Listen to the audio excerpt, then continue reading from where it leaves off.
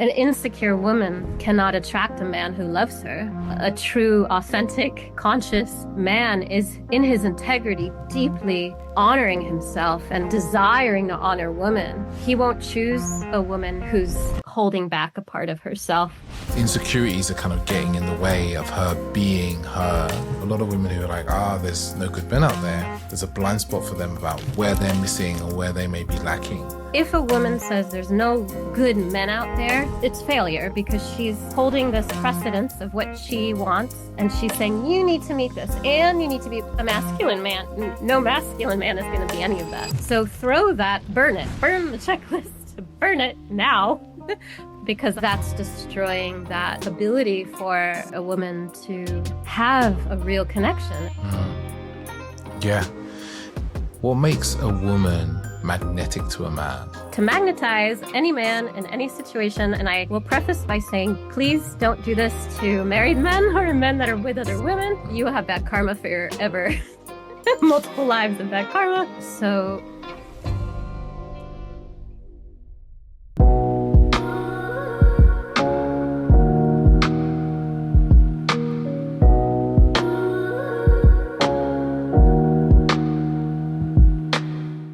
welcome back, listeners. Welcome back to another episode of the Authentic Man podcast. I'm your host, David Chambers. And today I have with me a wonderful woman who I've followed for a while. I've known and been talking to on Insta, the wonderful world of Instagram, where you can actually make friends and meet interesting people, like-minded people you can learn from as well, which is one of my favorite parts of being on Instagram, is meeting people you can really learn something from. And today our guest is a woman who's really multidimensional, works inside the facets of business and relationship and so forth, and really brings those things together in her work. But today we're going to really talking about, well, I say we're going to talk about women and attracting women and what makes a woman magnetic, but who knows where the conversation will go. But today we have it with us. Robyn, how are you doing? Hi, so great to be here. Thank you, David. And I've also been following The Authentic Man and enjoy your content as well. So it's mutual. Thank you. I guess the question that kind of popped into my mind when I was, doing some research, looking through all your content was, when was the kind of moment that you really saw that these two worlds of business, right, and relationship, and magnetizing the relationship you want and magnetizing the business and the clients you want, weren't so different? It's a great question. When I was working in journalism, I rose to the top of my industry very fast in Miami, Florida, in the United States, which was really exciting. I ended up being a producer. I was on a TV show and behind the camera interviewing celebrities and athletes. And I ended up working with professional athletes in my 20s and billionaire CEOs. And I was very young, very driven, but it seemed there was a missing piece to everyone that I was connecting with, interviewing, whether it was at a gala or a politician at an event.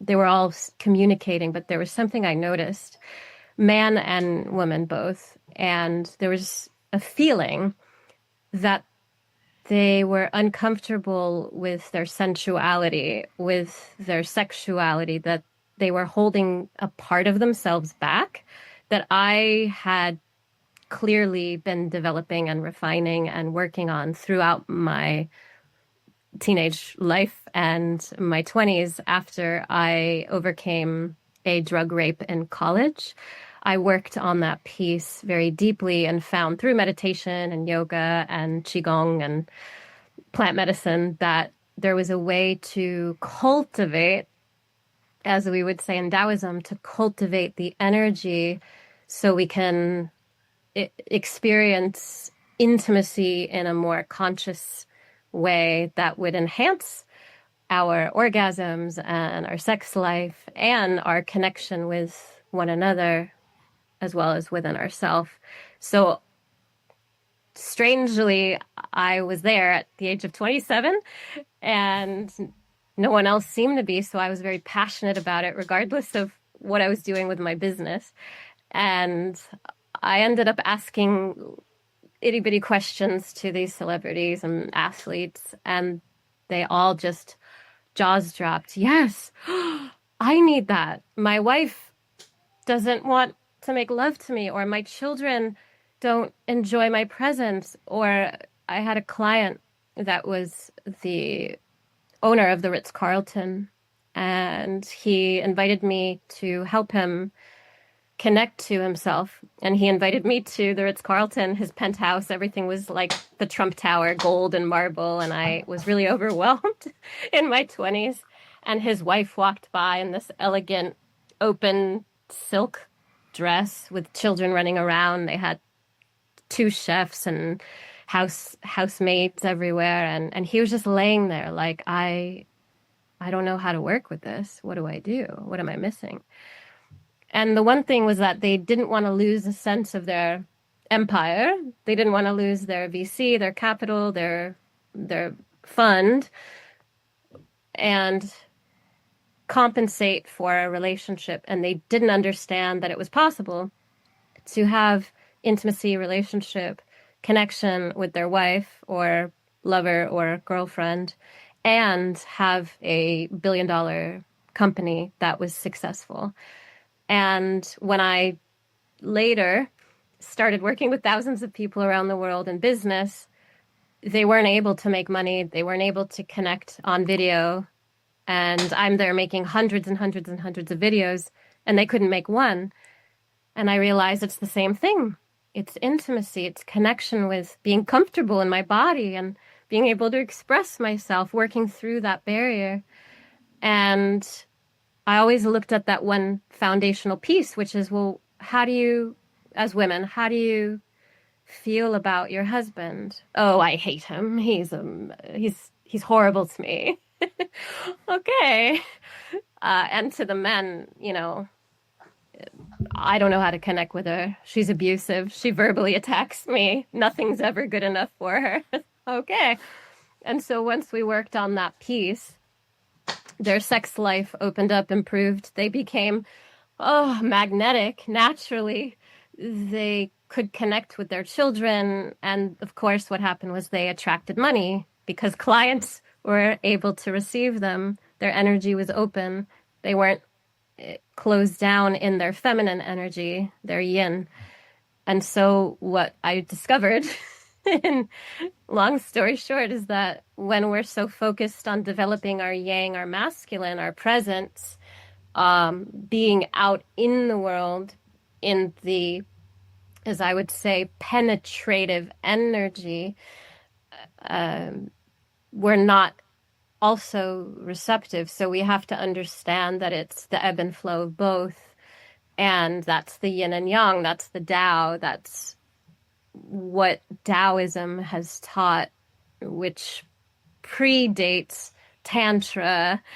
And it's the foundation. It's Chinese cultivation practices. It's very simple.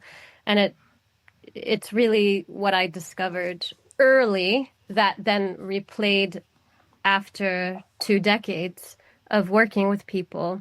And so now I've discovered that it's really about integrating with not just the masculine of what I'm here to do, but also about how I'm receiving myself and my relationship. And if that's limited or non-existent, then there isn't room for a relationship. And that's okay if a man chooses or a woman chooses only to focus on business or career or money. That's okay if that's a choice. But if somebody comes to me and says, well, I really want love, I want intimacy, I want a sex life, I want my relationship to thrive, and I have this business or a career that I don't want to let go of, that's part of it. That's the integration piece that I feel most are not aware of. Mm-hmm. Mm. It's, as you say this, is really interesting because a lot of my clients are men who come to me and they're entrepreneurs. They've got thriving businesses. They're at the cutting edge of technology, and they have these relationship problems. They struggle to be in relationship. They struggle to communicate when they're in relationship. They struggle to be understood or to understand their partners. As you know, they're struggling with that more. What I kind of would say, like the feminine aspect of themselves, they're really driven and they're focused, but like the feminine part of them, especially, really struggles in relationship. You know, it's an underdeveloped part of who they are. It's never really been developed. It's never been, for a lot of the men I speak to, it's never been rewarded for them in their life. They've been rewarded for the success, for the work, for the doing. But then when it comes to especially the kind of core emotional piece, they never really learnt that. Somewhere along their lives, they were actually scolded for, trying to express themselves, their feelings, their emotions, their desires. And they then just allowed that part of them to offer just wither down and be so kind of atrophied. It's interesting. I like that comment. My partner currently is French and not like the men that I've been with who are American like me. And I will say that the awareness from my perspective, I see it very differently now. When I hear coaches or men on podcasts who are from maybe the UK or America, and they speak about men and women, not like yourself, who's had other experiences out deeper in Europe in the different cultures. But what I've found, and I have dated internationally before my current partner, I was dating internationally for 3 years around the world. And what I found was quite overwhelming, because the men that I've experienced in Europe have a foundation of family, really strong bonds with family that I don't find personally in the United States. Family is just, you leave, you go off to college, and if we never see you again, it's okay. And maybe I don't have kids, and maybe I'll see you in 2 years from now. And I'm not saying that I don't do that, because I don't see my parents often. And I think that was what I craved. So when I started connecting with men in Europe, the thing that I loved most was that at the core, they care deeply about family, and they love their mother. Even if mother is not the best mother, they honor her and they respect her. And that's the piece that you shared that is missing, I feel, with men. I feel that men and women, we both have yin and yang, masculine, feminine, but we express those energies very differently. And so as a woman, I always share, please don't expect your man to express himself the way you do, because then you would be with a woman.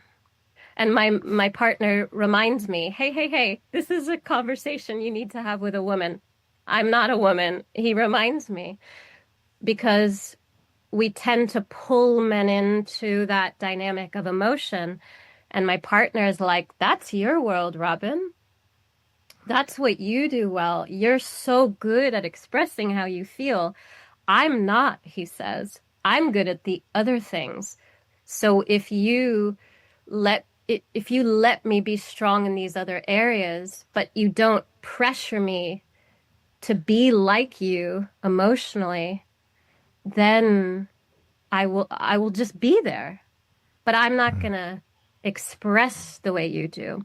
So one thing I would say to that is, as a woman, don't expect a man to express himself emotionally the way women express themselves. Never try to match energy, because it's not about matching. Otherwise, you're like in a lesbian ship, you're with a woman, and that's not going to be with a masculine man. However, one thing I do with my partner who's French is I say, okay, I need to share how I feel, because it's important that you know what's going on. And he says, okay, but don't expect me to share with you how I feel. I don't know. He says, I don't know how I feel. I'm just me. And so when I then pull back and open into my masculine, and I'll lean back and I'll open my arms, I'll say, and I just be quiet. He naturally will speak and share naturally, because I've allowed that space. So as a woman, it's dropping into the masculine, and it's not expecting him to be like us, but it's more, I feel, up to a woman to allow for a man to come forward and lean in. But if a woman, as I usually say, if a woman is only leaning in all 100% of the time, 24/7, there's no space for him to come forth. And that's usually where men will just check out. And a woman thinks that, oh my God, he's horrible. He's not able to communicate. He doesn't share with me. It's no, you're not allowing him the space to be what he needs. And if women stop, I think, probing men and asking men to be like women, women will find that a man in his natural state will express what he needs. But one thing before we continue is I interviewed John Gray, who wrote Men Are From Mars, Women Are From Venus. And he said that it's a dangerous thing. He said, tens of thousands of clients that he's worked with in therapy. He said a masculine man, and he said, as a man, testosterone will drop significantly if he's asked to talk about his feelings. He said a man should never speak to a woman about his feelings, only man to man, because if a man speaks to a woman about how he feels, he will not have that testosterone higher than a woman's. Naturally, a woman's testosterone would actually be higher. So women, I think, don't understand that piece and have created a demasculinized culture by forcing both masculine and feminine in the relationship. And what's left for the man to bring? If a woman's bringing everything, there's no place for him, there's no room for him. So there needs to be that dance. And I'm not saying to live in polarity, I'm saying to have all of it available, but give him that opportunity to express himself by not needing to be so much in that yourself. Yeah. It's actually really interesting because I was speaking to a man earlier today, and he works with boys in schools. And one of the things he said, and I've heard this of numerous people actually, is like, he was like, men and boys communicate differently, right? They communicate differently because of the socialization that we receive around communicating. So their communication doesn't necessarily always arrive in words. Sometimes it can be a small gesture, a little bit of a look, and so forth. And we were talking about the importance of being able to receive communication that's not always just in the way that you prefer it to be, right? And I kind of along the lines of what you're saying here, there's a lot of inside of a relationship, this expectation for men to sit down and have long conversations about how they feel and really get into the nitty gritty of how they feel. And for a lot of men, they often struggle with that, right? They might struggle with that with their female partners. But they might be communicating things in lots of other different subtle ways, right? But their partners don't receive that information because it's not in the way that their girlfriends are communicating and expressing all their feelings and so forth. It might be in ways a bit more subtle, like even love. We talked a lot about, I do this a lot in my work with men. It's like, oh, how are you expressing love? And he's like, well, the way I express love is by removing burden from my partner, or not placing burden on them, or by doing all these things, blah, blah, blah. But I hear from her that she's like, she doesn't feel loved by me.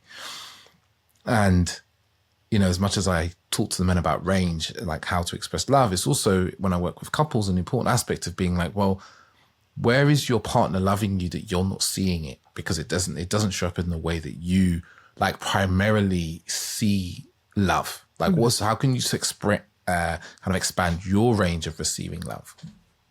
That's powerful. I love that, David. And how do you expand your range of receiving love? I feel what comes to me is this aspect of, I don't want to get stuck in talking about trauma because it's not my point, but when we have, and you mentioned it, something that's unresolved, underdeveloped energy, something that even a comment from a little boy in the schoolyard when you were 6, and it made you feel inferior in that moment because maybe your father had scolded you in a way that felt really damaging, and to your father, move on, brush it off. But to you, it really sunk deeply into some insecurity and some wound.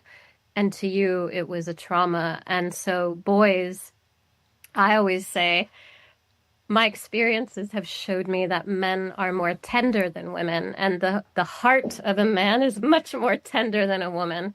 And a woman she's Wonder Woman. She's bred to do, to multitask, to do it all, to manage, to think in a multiplex, to have 700 conversations going on at the same time and find the congruency, whereas a man can't do that, and he thinks that's insane, because we have to understand that a man isn't built that way naturally. He can develop, of course, the ability to think that way through plant medicine, through meditation, of course, transcendental meditation.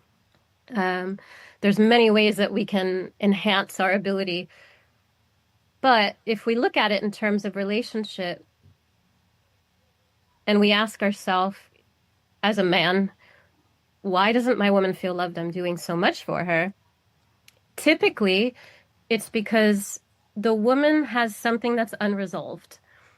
And she may see it as insignificant, but yet inside of her, it's not resolved energy. Something hasn't grown up with her adult self because it was limited, it was shunned, it was shamed, or it was, in my case, like a drug rape, a massive, overwhelming trauma that I was unable to understand how to work with. And it took me a lot of time to resolve that part of myself that had been, I would say, sheltered. I sheltered a part of myself in my 20s that didn't get to grow up.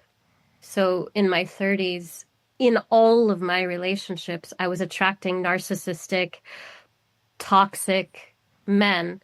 And now, when I look back, they were not narcissistic or toxic. I was triggering their unresolved issues because I refused to grow up that part of myself. And when I left those relationships, I realized, I'm so sorry for blaming you. You were amazing. You were beautiful. You were wonderful. Now I can see that I respect you and I honor you as a man. And you have this little boy part that's also unresolved. That was meeting my little girl part that was unresolved. And these two energies just couldn't function healthy in a adult relationship. And I kept looking to him, as most women do. Oh, I've worked on myself. I've spent 20 years meditating. I've gone through thousands of therapy sessions. I'm a coach. I'm a healer. Look at you. What have you done? It's your problem. Work on it. And it's both of us coming together, sparking an unresolved trauma that's in both of us. And when I now work in my relationship and I see these little parts maybe in my partner, I let him I let him be and I accept him fully. And he does the same with my parts. He'll see something that will be triggered in my unresolved part and will say, "Oh, this isn't mine. Like, why don't you go and sit with that?" And I'll be so angry and I'll start crying and I'll start saying, you don't love me and you don't see me and you don't honor me. And I cry, cry, cry, and I meditate and I come back and I'm like, okay, you literally gave me what I needed. You gave me space to process that part that I didn't accept in myself. And I expect you to accept that for me. Oh my goodness. No, no, no, no, that's not your job. He's like, okay. And then he relaxes in his body. He comes and he hugs me and we kiss and then we watch a movie and we cuddle and make love. And it's beautiful. And so I think a lot of times men have their work to do, but it's unfortunately a lot of women have experienced sexual traumas and abuse and been sensitive to being used for sex or being used to their mother not being honored by father. So there's a very deep sense of confusion around, I don't even know what love is because my father wasn't really available in that way. I didn't really see that they loved each other. They were there maybe out of convenience or financial reasons, or, there wasn't a deep feeling of true, like how I see myself, like, oh, I'm in love and I love my partner. And I didn't know what that was.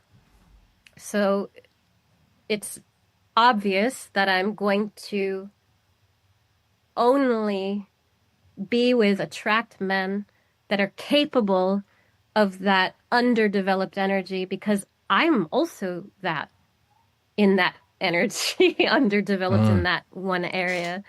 And I could be 99% out of 100 developed, but that one piece that is creating that dissonance because I haven't accepted that part of me. So again, I'm not putting it all on women because it's both of us. However, I always say, like you had mentioned, a man shows up with action and he ta-da, he presents a gift, an offering. He's the offerer. He's the one servicing the woman. He's providing. He's, here it is. Here's my offer to you. And she either, no, or, okay. So a woman's job is only to understand, do I want more of this? Or no, I don't. Women are manipulative, where women are apt to say, well, I kind of will take it because it's here and I'm gonna, maybe. But most women don't have that masculine ability to just cut, the discernment of cutting out a man, a lover, a potential person because, oh man, I want to make love. I haven't had sex. Oh, I haven't had a boyfriend. Well, okay. Well, wow, he's really, we make these excuses and I hear it. I can't tell you how many times I keep hearing it. It's still around these women that are not in either healthy relationships, good relationships, or any. And attracting, as we said earlier, attracting a quality man that's going to show up as a man and be really in a space of wanting a relationship and loving the woman over and over again, being there to give and to honor and to serve. A man, he's not meant to receive. He's meant to work the relationship. And a woman is meant to say yes or no to it. And he's guided by her direction. He's the one out there like implementing her vision of not like that, sweetie, more like this. But if she's not refined in her ability to direct or not confident in herself, because she may think, well, if I am strong, I'll throw him off. And actually, it's the opposite. If you are able to lead with your man, meaning you're able to guide him through your subtleties and direct him energetically through your cues and your like a woman has to know how to do that and only choose a man who's inspired by that energy. And so it's easy for me because I can express and I know me. And so I'm not, as a woman, trying to be like other women. I'm not looking at a relationship, oh God, wow, what can I wear? What can I do? What can I change myself into so that I have something that I want? It doesn't work that way. The relationship will fail and your partner will feel like it's sterile. A man, as you know, as you are, is instinctual. Like I think of it as a wolf. You know, a man is like he has these hypersensitivities to smell, to taste, to sounds, and to sight. So he's like very subtle, and so anything a woman does, you know, she could just her energy could change the dynamic of a relationship very quickly if she's aware of who she is. So I think it really comes down. I mean, I could talk about this forever, so you have to stop me. You know, it's something that I think most people overlook because it's so obvious. Just like Michael Jordan, the basketball player who shares my birthday, he spent all day, every day learning how to dribble. And his teammates thought he was stupid and crazy. They called him names. They made fun of him. And then later on, he revealed, well, the reason I'm so good is because I practiced on the foundational skills. And I think, you know, the foundational skills of relationship are knowing how you impact the energy with the relationship just subtly by, you know, the way your facial expression is, by how you drop into your body, or you're uptight and insecure. And an insecure woman cannot attract a man who loves her, because a true, authentic, conscious man is in his integrity deeply honoring himself and desiring to honor woman. He won't choose a woman who's holding back a part of herself. He wants someone who's just with him, because he knows that he can't win. What is he going to do? Try to contort a woman to his liking? That's not right. So men, I feel, are very wise and mindful in knowing what's for them or not, unless they're out of integrity and they're just out to, you know, and it is what it is. But it's up to a woman to know the difference, you know? It's that discernment of like, yeah, discerning not just the man, but also how self-expressed we're allowing ourselves to be. You know, how self-expressed is women allowed to be, how much of her insecurities are kind of getting in the way of her being her, and how that impacts her capacity to kind of attract the sort of man she wants. Because, you know, there's a lot of women saying that there's, you know, these standard things of like, there's no good men out there, or all the good men are gone, or like there's no men doing the work. And and I'd love to get your take on that. But that's putting all the responsibility outside. Like, there must be something wrong outside of me. Instead of going, okay, what is it about me? How am I showing up in a way that the sort of man that I want doesn't want to come near me or isn't attracted to me? Because that's a hard question to be with, because it's easier to say there's no good men, because then there's nothing really for a woman to do. It's much easier, right? The same with men, right? I meet men who's like, there's no good women in the world, blah, blah, blah. And I'm like, well, what about you? Like, are you the sort of woman, are you the sort of man that the woman you want wants to be with? Like, what is it? What are you missing? What's the skills you're lacking or the capacity you're lacking that the sort of woman that you really want to be with doesn't want to come near you, isn't attracted to you, right? Is it that you are grooming yourself well, or you're not looking after your mind, you're not creative enough, you're not charismatic enough? What is it? You know, and I think these are hard questions to ask ourselves. You know, I'm used to asking men these questions, because suddenly it stops being like, oh, there's no good women, to, oh, actually, I don't look after my body. Like, I don't exercise well. Like, I don't eat very well. I'm not like vibrant. I don't have vitality. Like, actually, I'm really, when I do meet an attractive woman, I become really insecure, and I make all these projections and assumptions. Then we've got some kind of matter to work with. So I guess, you know, what's your take? I hope I haven't said everything. What's your take on the kind of narrative that kind of spread easily about there not being any good men around? Oh, cringe, cringe, cringe. I get really angry when I hear that. And if I see it, I am pretty bad. I will comment on anything that a woman says around that, because it's true what you said. I'm going to tell a little story. When I met my partner, I had broken up with someone a year before who was model, gorgeous, Swedish perfection, and I wasn't quite feeling it after 3 months with the Swede.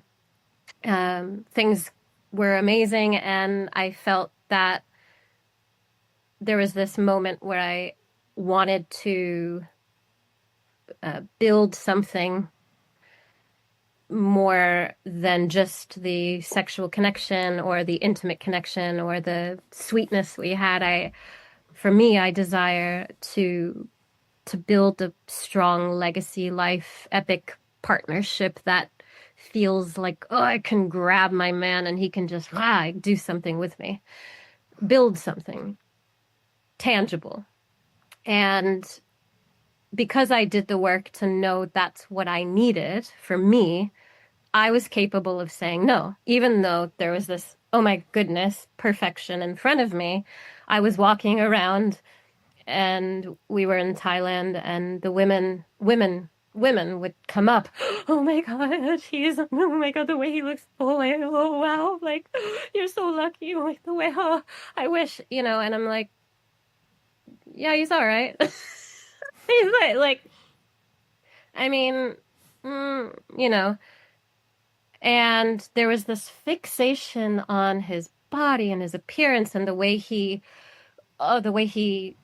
perceived me. And I knew, because of a 10-year relationship prior, that there's more to having a real relationship that lasts decades.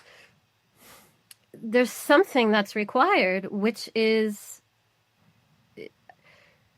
something so real that no matter, I always say, like, if I put blindfolds on and I'm laying with this man and I just feel him in my presence next to my body, and regardless of anything that he looks like, do I feel like it's what I want? Do I want to be with this?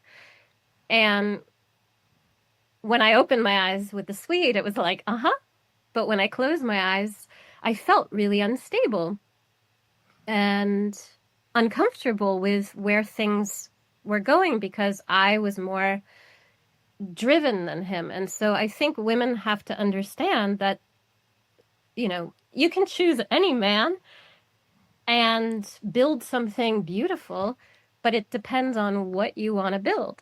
And a lot of women don't care if their man is financially stable, a provider, if they make a ton of money and they don't really care, or they have money from heritage, whatever. Maybe they don't care and they want a trophy husband, and they're happy with that, and they like to be in the power position, then that's fine. But they have to know that means they're not going to attract a man who's a strong leader, who's going to want to provide and need to provide to be in his power, because that's his role that he's designed for.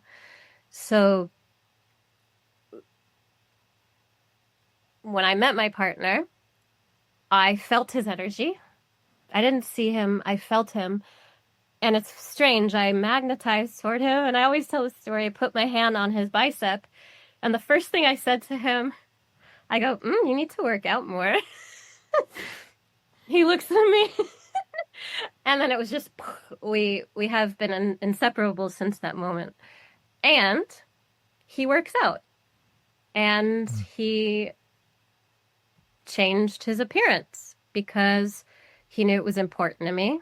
And his style wasn't something I would be like, oh, that's a man that checks the box for me, that looks like he would be with me. So my answer to that is men and women have to literally not fixate on what the person really looks like or feels like as far as the aesthetics go, because that can change. What can't change is the nature of how it feels when you're in their presence. Within the first few moments of meeting someone, you just feel connected or you don't. But if it's only based on this hormonal physiological attraction, because the way he looks and the way he dresses and wow, that doesn't mean anything, because my man now is like perfect for me, but I didn't need him to be different. He just naturally adapted because he wanted to dress in linens, because he realized it's healthier and it looks better and it's more stylish. And he went to the gym because he realized, yeah, it is important and he can't slack on that. And wow, thank you for inspiring me. And, so I think men and women have to get over, I always say, the checklist. So throw that, burn the checklist, burn it now. The full moon, the new moon, whatever moon cycle, just burn your checklist. Because I think that's destroying that ability for a woman to have a real connection. And so that's what I did. I had all these multitude of checklists, and I did my mantras, and I made my list, and it was a really perfect list that I was so clear on. And I realized, fuck that list. I'm going to throw it away, and I don't care what he looks like. I don't care anything about what I thought I cared about. I just want something real. And I want to know that he wants a relationship, that he's interested in being a provider, in building something with me, in designing a life that matches my lifestyle, and that involves us creating it as we go. And so if a woman says there's no good men out there, it's failure, because she's holding this precedence of what she wants, and she's saying, you need to meet this, and you need to be a masculine man, and you need to be what I want you to be. No masculine man is going to be any of that, because a man is a man. She either accepts what he is or she doesn't. And the reason why she has this plethora of precursors that need to be met is because she's not okay with who she is. So she has to have a facade of a man that's perfect because she doesn't feel perfect. But when I got to a point where I was like, the most beautiful man didn't do it for me. So can I just throw it all away? And can I just have something that's real, that we build together? So I think that's the key is I'm going to hold a man back. I'm going to hold anyone back if I'm trying to place him in a category. And so I've got to let the man be whatever he is, and I accept or I don't. So I either stay or I go, and that's my choice. And man knows that, and he has to understand that that's what a woman is going to do. And his job, if he has one, is to accept the woman that is choosing him. So he's, let's say, a man in his fullest, in his prime, offers what he offers. He is who he is, and he could do this and this and this for any woman in the world. Let's say he brings all of what he brings within himself. He could do that with anyone, right? It doesn't really matter who it is. He's bringing that. So his job is, does he want to bring that to this woman? Does he like how this woman responds to what he brings? And if he doesn't, then he needs to vocalize that and say, look, this isn't working for me. I don't enjoy you're only taking from me. You're not showing up giving. I feel like I'm pressured by you. I feel like you have these expectations that I can't meet. Like you want me to be your ex-husband that you didn't even want to be with. What are you trying to do? I'm not some character in a romance novel that's going to just pop up because you want me to. So I think women have to throw away their checklist and men have to bring what they bring fully and choose the woman who inspires them to keep bringing what they bring. Find a woman who inspires them and that they can accept what she is and what she's bringing. And that comes from a lot of our own self-acceptance as well. A question that keeps popping into my head, and I feel like you've maybe answered it a little bit, is like, what makes a woman magnetic to a man?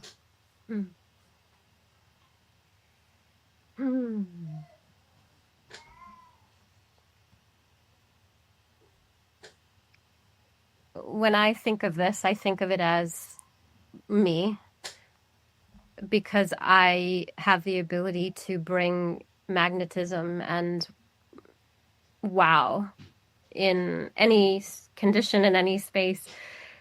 And I had a little test myself where I, maybe 2 years ago, before I met my partner, I was not in a relationship and I was no longer with the Swede, so I was single, and I was in the airport. And I was like, okay, Robyn, we're going to do a test. So I saw that there were 1, 2, 3, 4, 5, 6 men around me. Some of them were alone, some of them were with other people. And I was like, okay, I'm going to practice something and send out an energetic frequency and beam it out into the space intentionally to these 6 men that I knew had seen me also. They saw me. They saw my presence. So they knew I was there. And there was already an awareness of my presence in the space. So I thought, all right, as a woman, what can she do to magnetize any man in any situation, even if you don't say a word? So I dropped in my body, I closed my eyes, and I did this thing where, I lifted my neck, like I say, a gazelle, like, come and get me. And I threw that energy out. I shot out a message.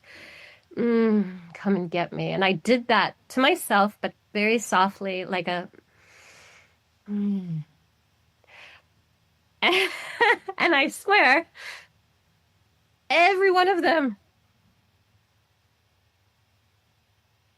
And then the women that some of them were with were like, hey, I'm like, sorry, it's like, cut off, stop, cut it off. And it's not hard to do when you are connecting with your feminine energy and you're, as I say, integrated with your masculine. You're harnessing your intense masculine presence. Like a man will notice that combination. So to magnetize any man in any situation, and I will preface by saying, please don't do this to married men or men that are with other women. You have bad karma forever. Multiple lives of bad karma. Women who do this, no, it's a big no-no. So I'm very careful. When I was younger, I didn't understand. And I was emitting this energy, and men would gravitate, and they were with women that were like, and so now I'm so sensitive to it, and I am able to cut off that energy in public, which is intentional. And I put like a barrier around and I stop it. It's kind of in my own masculine where I don't let the feminine like ooze out. So a woman who's not in that containment of her masculine yang presence is kind of that, not saying anything bad about these people if these are in your audience or mine. But there are women who are very loose sexually, and it's like the polyamorous, like, like that. There's a time and a place for that. Maybe ecstatic dance, you can kind of bring some of that energy, but to a certain degree. I mean, I practice my cultivation of that. I actually personally feel that it's not healthy to be uncontained in that energy, especially in public, but even in my own personal space, it doesn't feel good.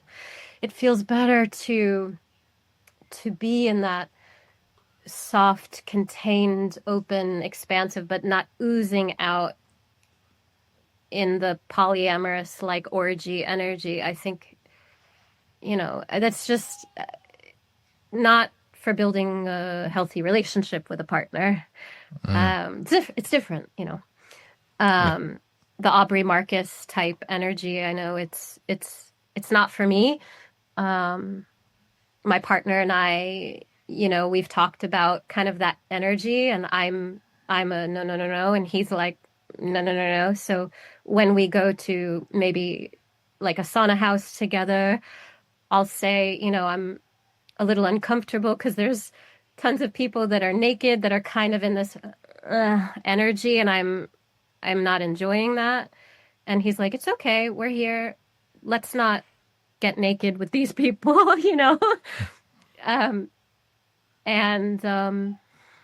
let's contain our energy, and you're safe with me, I'm here, I've got you, don't worry, nothing's gonna happen.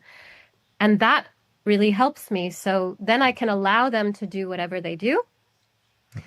And I know he and I are on the same page. And so I think when we're looking at this dynamic, we have to realize as women, we have this wild horse feminine energy that could go absolutely insane, batshit crazy. And the energy could be a wildfire, or it could be this beautiful fire in a fireplace that warms us, or a bonfire on the beach. That's something we can dance around, but that's not going to burn the village. So it's again, it's up to the woman to contain her energy, and she has to honor her feminine by being in a masculine state of presence. And, there's a lot of women that meditate, and meditating is masculine energy. So if I'm only meditating, I'm not going to attract a masculine man. I'm going to attract a feminine man. Mm-hmm. So when I stopped meditating, let's say I was meditating maybe 6 hours a day, maybe 8 at times, I actually had to stop meditating 8 hours a day. Maybe I meditate now 1 hour a day, or 40 or 20 minutes, and it's enough for me. Maybe 20 minutes 3 times a day. But if I'm in meditation all day, my masculine partner is going to have nothing to work with. So if I want to magnetize, I need to be meditative in my flow, but not just a stiff board that's rigid, like. And again, for me, I don't want a man who's like in his flow all day. That's my partner isn't like that. He's very chivalrous, and he's very much like king energy, and I attracted that because I became that, and I made it clear to myself that when I wake up, I'm in that energy, and I allow myself moments where I'm just a mess, but then I remind myself, oh, it's time to come back and not get lost in that meditative silence. But there's there's a mountain and there's a waterfall. And with my partner, he likes to be the mountain and I like to be the waterfall, and we find a way to be that together. But if I'm a fire, he needs to be the fireplace, and I can't expect to be this like massive shit show of a wildfire when he's like, oh my God, you burnt my house down. I was just trying to be the fireplace holding this together. What do you want? What do you want from me? And, when a woman needs to be that wild, uncontained, she needs to go and do that, but not expect that her man is going to be matching that unless she wants kind of a scorpionic, chaotic lovership where it's just like crazy, which we know exists with couples. And, it can work. But those are the types of couples I have found that end up choosing other lovers, and end up then leaving each other because it's not quite a relationship.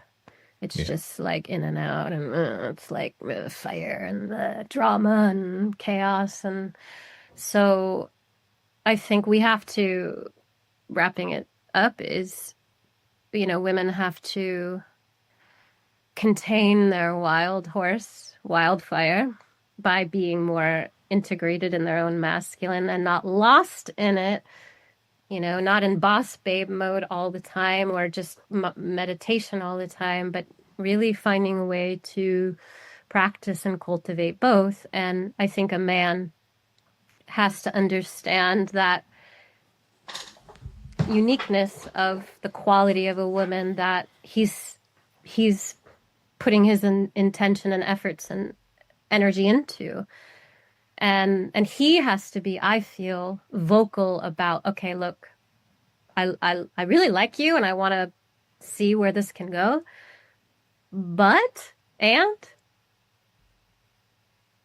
do you think you could pull back on this energy a bit? Do you think you could maybe take care of this piece? Because I really think we have something, so if he is really clear and she says, oh, wow, I've always wanted to do that, and that sounds amazing, and I really like you too, thank you. Yes, I agree. Wow, I needed to hear that, and really? Okay. So now she knows what she has to work on, and he knows that she's worth investing some time and resources into. So I think he has to be clear in, yes, this works. No, this doesn't. I like it when you do this. I really don't like it when you do that. Just really clear. No wishy-washy. I think a man has to be no meandering. And so a woman to magnetize a man who is like my partner, just yes to this, no to that. I like it when you do this. I don't like it when you do that. He's not emotional. He doesn't make me feel bad about it. He's just clear, like, hey, no, don't do that. It's not good. Oh, wow. Okay. Thank you. I didn't know I was doing that. Okay. I'm going to write it down and like really not do this thing. So, you know, women can magnetize that, but she has to be capable of, yes, I hear you. Thank you. And most women, as you mentioned earlier, who are asking for man to be more expressive and vocal, she has to be willing to say that. Oh, I hear you. Thank you. Otherwise, she's just pushing him out the door because she's insisting that she's requesting that he's more attentive, but she's also reinforcing that she doesn't want him to be tweaking, So I think a woman needs that direction, and a woman who's expecting to magnetize man, not just initially to get the man, because that could be, the easy part, as I say, that I demonstrated, but ongoingly in the relationship to magnetize is also, wow, I heard you. That was really hard, really painful. I'm going to go sit with that. Okay, thank you so much. I received that. And I think women are not used to a man saying, hey, what are you doing here? That's not okay. So there's Duolingo, there's a double conversation happening, and women, we have a hard time receiving things that need changing, because I think often we've worked on ourselves a lot. We've done a lot of changing. Oh, more? You need me to be different? No, not different. Just more mindful. Oh, So I think women have to realize, we're not in a relationship by ourselves. And if we want a man, not a feminine partner, but we want a masculine partner, then we need to be willing to be shown some kind of boundary. No, not like that. Well, I'm used to doing that. Well, my ex let me do that. Well, he's your ex. Yeah. So. Yeah, it's like receiving, I'm hearing in there is like receiving feedback from your man is like, as because as you said, a lot of women who are like, there's no good men out there. There's a blind spot, isn't there? There's a blind spot for them about what they are, where they're missing, or where they may be lacking. So the kind of piece that comes in is receiving that feedback from the man about maybe there's areas in where they're not noticing the way they're showing up, that maybe, maybe not, the word I'm not looking for is kind of not attractive, but like not showing up as they truly desire to be. Yeah. I think when I hear that, I want to say, in Buddhism, we work on a part called Desirelessness, which I had a big problem with when I was in the monastery with the monks. I was on and off living there for about 7 years. And when I was there, it was easy. It was easy for me to just be non-emotional, non-feminine, just so in the masculine, nothingness, stillness.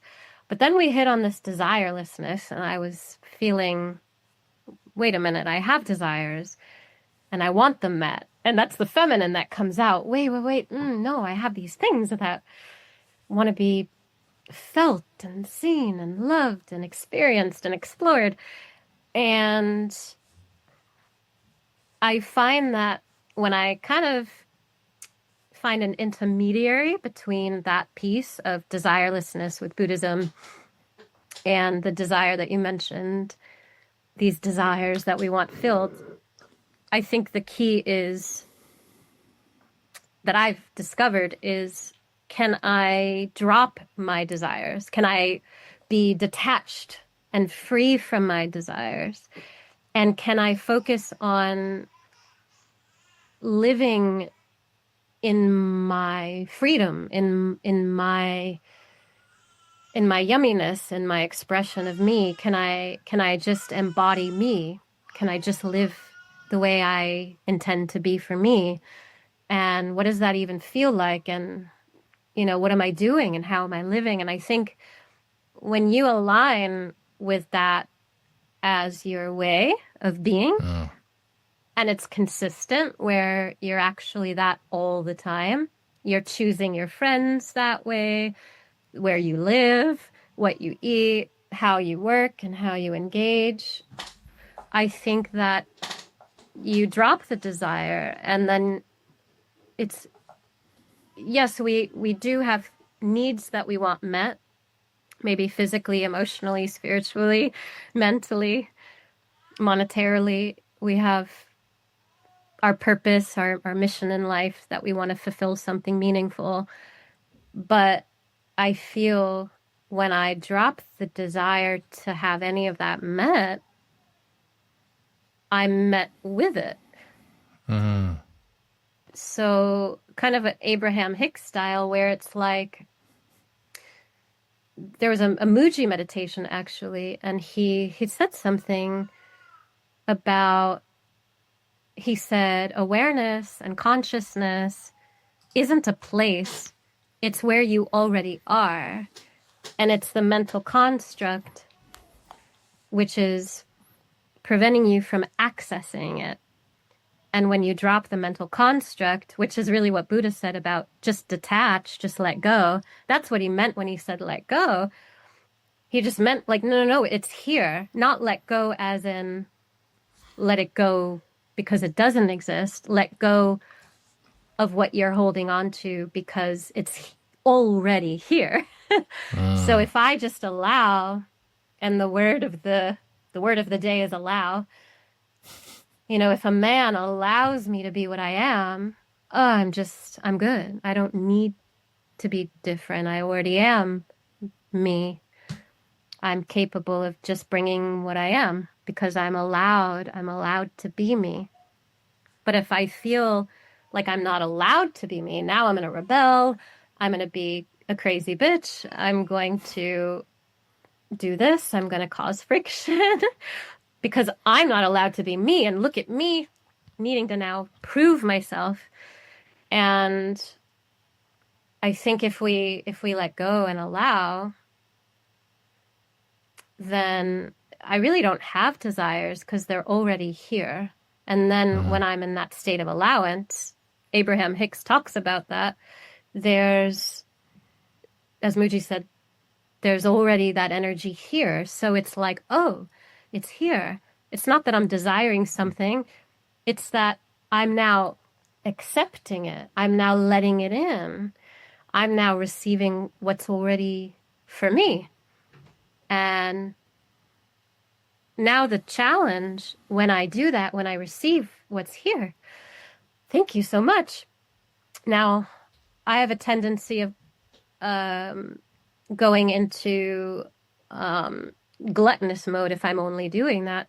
Now I have to be reciprocated in that energy. I have to give in some way. I have to share this in some way. I have to offer it in some way. So whether it's in business, as we talked earlier, or in relationships, same energy dynamic. If I'm just thank you, yep, I'll take that, and there's nothing that I'm giving, my clients,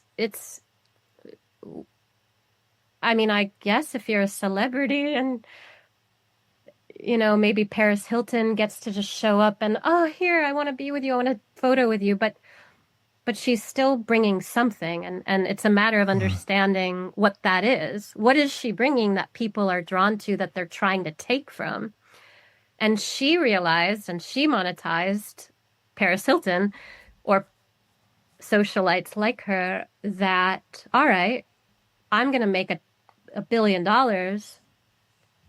I'll let them take me, take photos of me, take my image, likeness.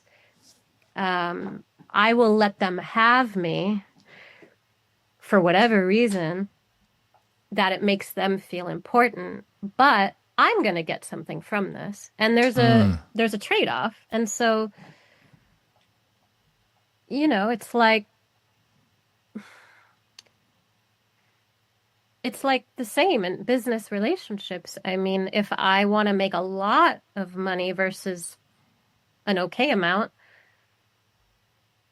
in order to have that reciprocated energy, I've got to give more, not less. And the wealthiest people that I hear about, that I see, that I know, they are always working, right? They're always out there in the public, working, giving, writing another book, doing another seminar, teaching another course. And they're not just doing it for the money. It's this reciprocated energy of like, oh my God, it's still coming. So I got to keep giving. I got to keep giving. I got to keep giving. I got to keep giving. I got to keep giving. And, you know, men are more in that energy of being in purpose. But as a woman, me, I'm very driven to purpose. And a lot of my girlfriends who have children always ask if I want children. And I say, I don't know, because I have such a strong energy towards this mission and this purpose that's not yet fulfilled. It's beyond desire. It's just like, oh, I just have to keep giving in some way that isn't yet met. It's not yet out. I need to like give in a way that when I'm giving, it just works for me. And that is my child. It's me serving and giving and offering. And that's me in the masculine, just expressing this directional mission.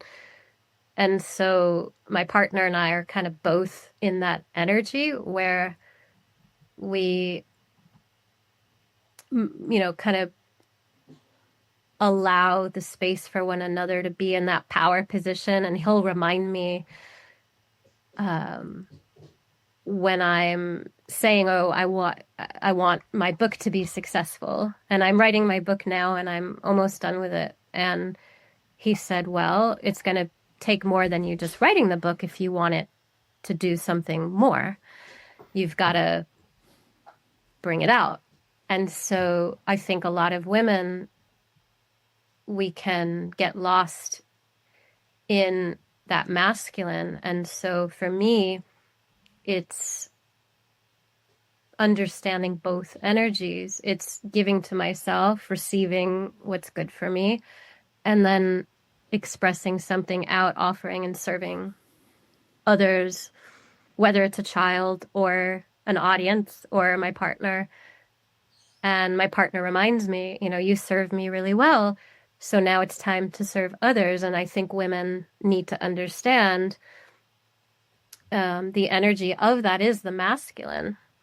You know, when I'm honoring my man, serving him, providing him what I do, a lot of women may not have energy for that because they're working or they have a child and they give that energy to the child or to their business or career. And if I had a full-time career, I wouldn't be able to give what I give to my partner now. And he knows that. And so we work more entrepreneurial and more in a way that serves my feminine because I give something very special to him. And we agree in the relationship that it's worth me giving to him versus giving to something that would prevent me from giving. And he knows that I want to to give myself to him in that way. And so I design my life accordingly. And I think it's, maybe to answer the question more specifically, it's challenging maybe for women who have careers or businesses full-time and children and a partner, because now you're split.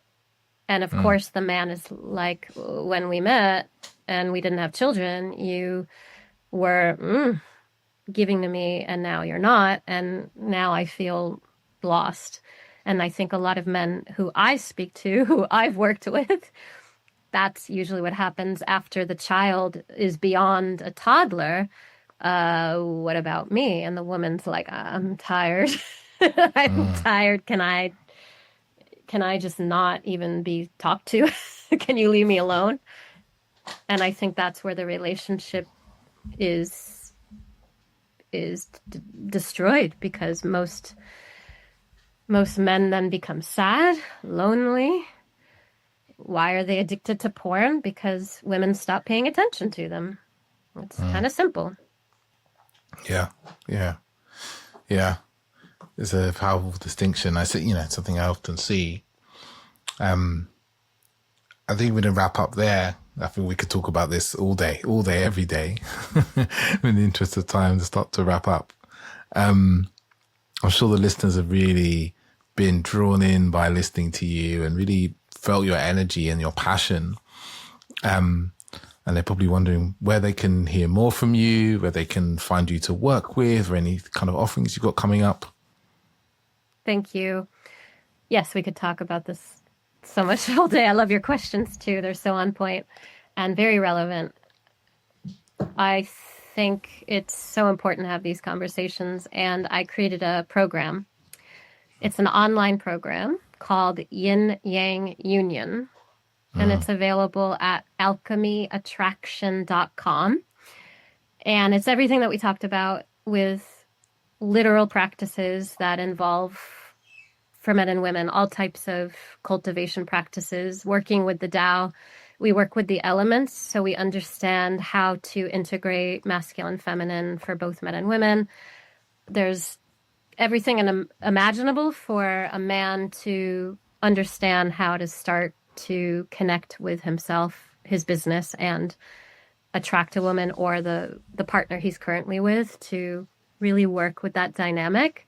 And for a woman to bring that energy out of her partner by, as I mentioned and demonstrated within herself, to make some tweaks and cultivate that energy, and then to call one in if she doesn't have one, to learn how to do that. So I have very specific practices. There's 7 video modules with a bonus module on the sexual alchemy, and alchemyattraction.com is the website.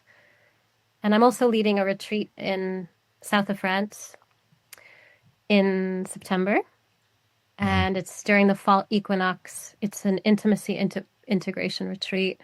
It's for women only, and it's to work with this energy specifically, where I design it with Kabbalah, where we work with the days, the energy of the days, Venus day, Mars day, Jupiter day, and we work with these specific energies leading up to the fall equinox to come into our integrated masculine, so we can hold our power and harness our feminine, and then bring that feminine energy into fullness and in a healthy way, to learn how to play with that and integrate with that. And that's in Antibes, France, in a sanctuary in September. And that's available alchemyattraction.com/retreat. Fantastic. Beautiful. And I'll put those links in the show notes below. So, listeners, you can go down there and sign up to those and check those out. Perfect.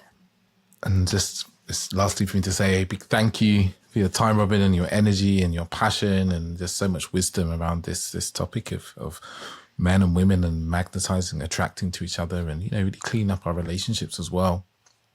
And listeners, I say thank you to you for listening. If there's anything from this episode, you want to dive deeper into, just feel free to reach out to either us on Instagram. Again, the show notes, all those details will be in the show notes. But we'll leave it there, and I'll say ciao, ciao.